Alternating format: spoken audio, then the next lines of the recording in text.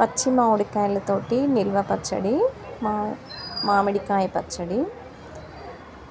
కడిగి తుడిచి ముక్కలు కట్ చేసి పెట్టుకోవాలి.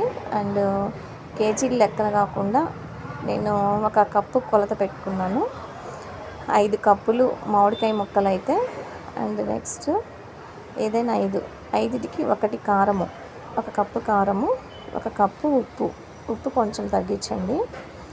అండ్ ఆవు పిండి, ఆవాలు మెంతులు మిక్సీకి వేసి పట్టి కొంచెం వేడి చేసి ఆవాలు మెంతులు మిక్సీ పట్టేసి ఆవు పిండి అంటే.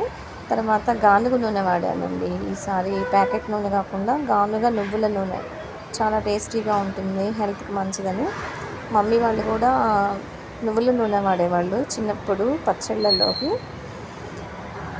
నేను అందుకనే ఈసారి గానుగ నూనె యూజ్ చేశాను. అందరూ ప్రతి ఒక్కరూ మారాలండి, ప్యాకెట్స్ వాడటం మానేసి గానుగ నూనె ఇంటి దగ్గర ఎక్కడైనా ఉంటే ఆయిల్ వాడడం అలవాటు చేసుకోవాలి. చాలా కాస్ట్ ఉంది కానీ అయినా ట్రై చేయండి, హెల్త్ కోసం హాస్పిటల్స్కి బదులు. అండ్ నెక్స్ట్ వెల్లుల్లి వేసేసేయండి. మార్నింగ్ కల్లా ఇలా వచ్చేస్తుంది,